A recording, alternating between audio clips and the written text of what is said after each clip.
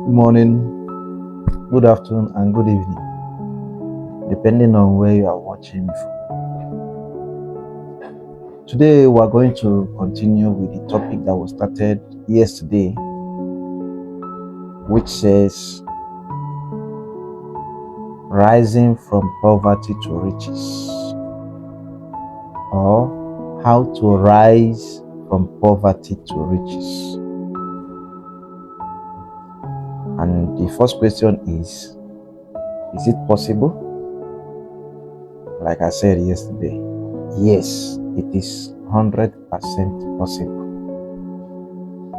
And we said there are 4 steps to take if you want to rise from poverty to wealth, if you want to rise from poverty to riches. And the first step, which we have treated a little bit, we have touched it to a certain extent, is that of learning and acquiring high value skills that have high demand, skills that is being demanded by both the rich, the middle class, and sometimes the poor. So we said yesterday that it's not necessary for you to go and learn a skill that is only poor people that will always demand for it. So, and under that was we treated that under increasing your earning power. That was the first step anyway, increasing your earning power. And today we're going to talk about the second step, which is money management. One fact is that almost everybody in this world gets money. Money comes into your hands. That is the practical truth. But how you manage it determines whether you will be rich or poor.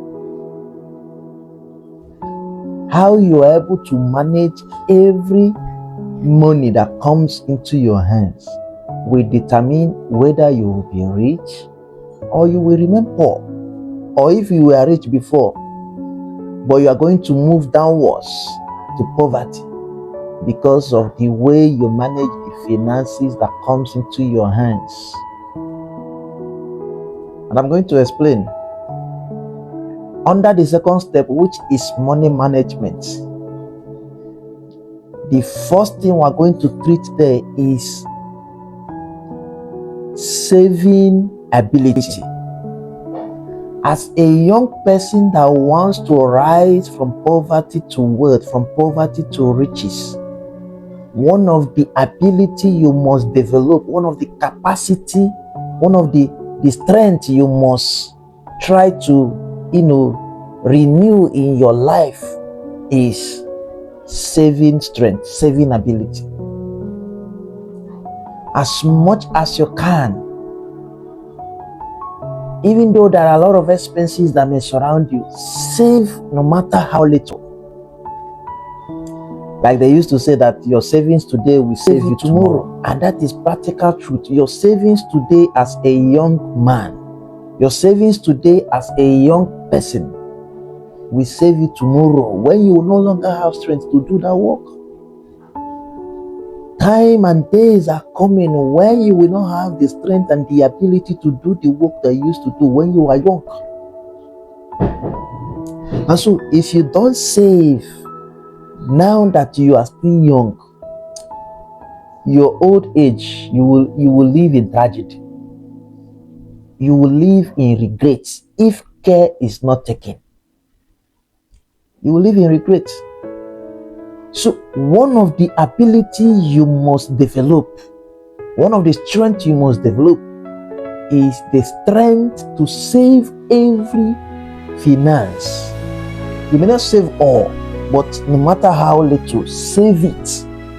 Save as little as possible and as much as you can save. Don't spend all the money you get. It's not necessary.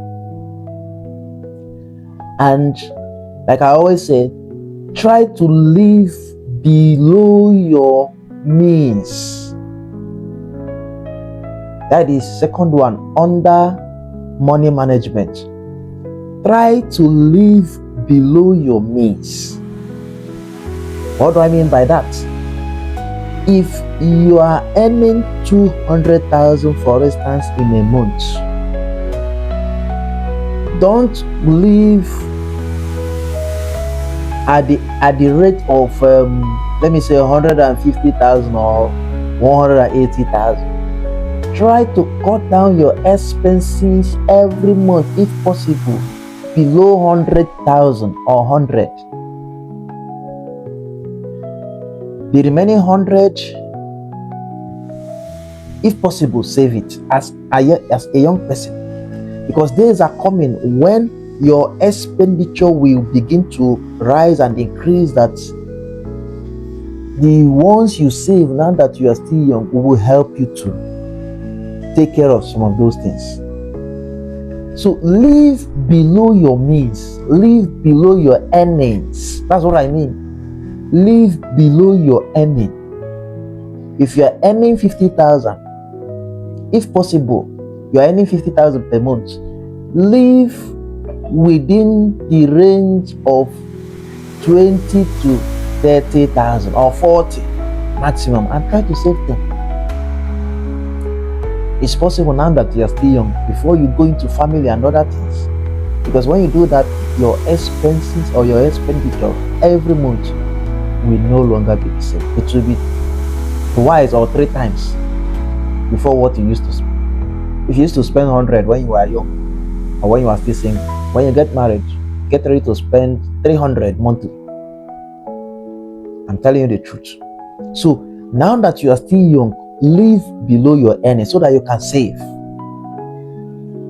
And then the third one under money management is invest.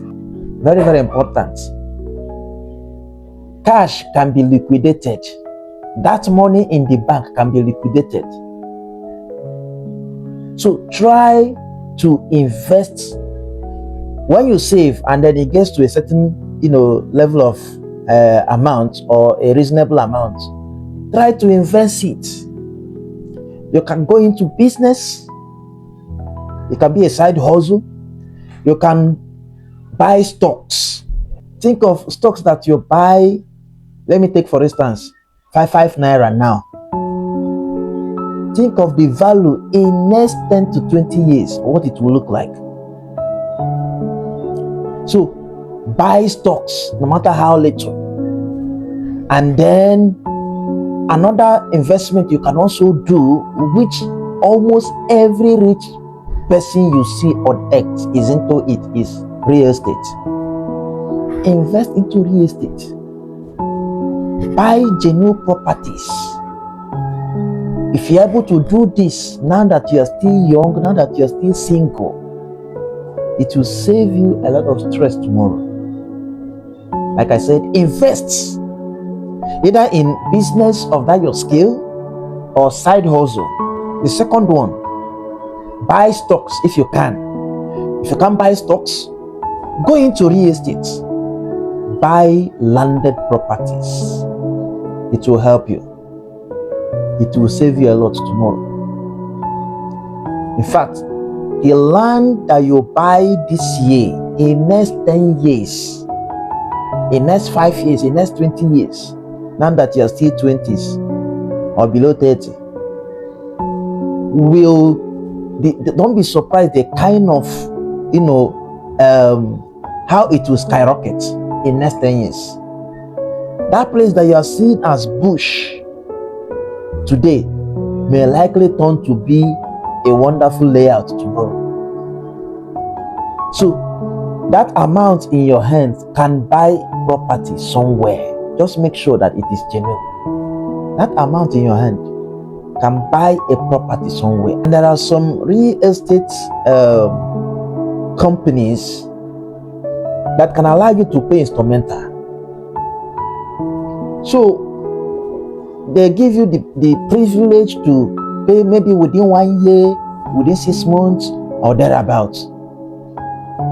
And when you start that, it will give you the sense of responsibility that every money that comes into your hand, you won't be spending it anyhow.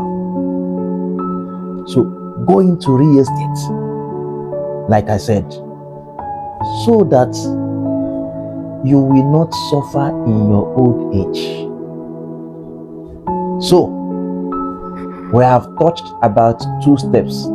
The first one, which we treated yesterday, is increasing your earning power, which we said how you can do that is by learning high value skills and then so on and so forth. Then today we talked about, or we discussed money management. Try as much as possible to manage every finance that comes into your hand.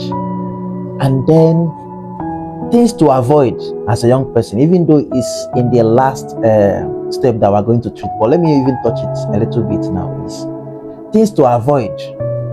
Avoid borrowing for things you don't need. Don't borrow money to buy things that you don't need, things that are not necessary in your life, that has no value. Don't borrow money to buy them. If you are doing that, you are digging the grave of poverty in your life. You are gradually digging the grave of poverty in your life. Number 2, if you are a type that drinks and smokes, you remember they said smokers are liable to die young. So you are digging your grave and grave of poverty. And then drinking. If you are a type that every week you finish 1 crate, be careful, you might be digging the grave of poverty in your life. Don't go and join rich people whom their fathers have established and leave behind legacies and wealth for them to manage and live with, and you go and join them and start drinking. You are digging grave of poverty. So remember, our topic is how to rise from poverty to wealth, from poverty to riches, which is 100% possible. So avoid those habits. And there is another dangerous habit that we're still going to talk about in the last step, but let me even mention it. Maybe in the last step we will give more details. Is as much as possible as a young person, avoid all these unnecessary friends. They call it girlfriends and so on and so forth. Hookup girls. Avoid them as much as possible if you want to rise from poverty to riches. Avoid bad girlfriends, friends that will not have any positive impact in your life. Avoid them. Avoid hookup girls. And remember what the Bible says.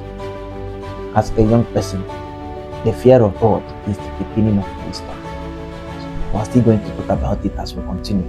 So I'm going to stop here for today in the second step on how to rise from poverty to riches. We thank you and remain blessed.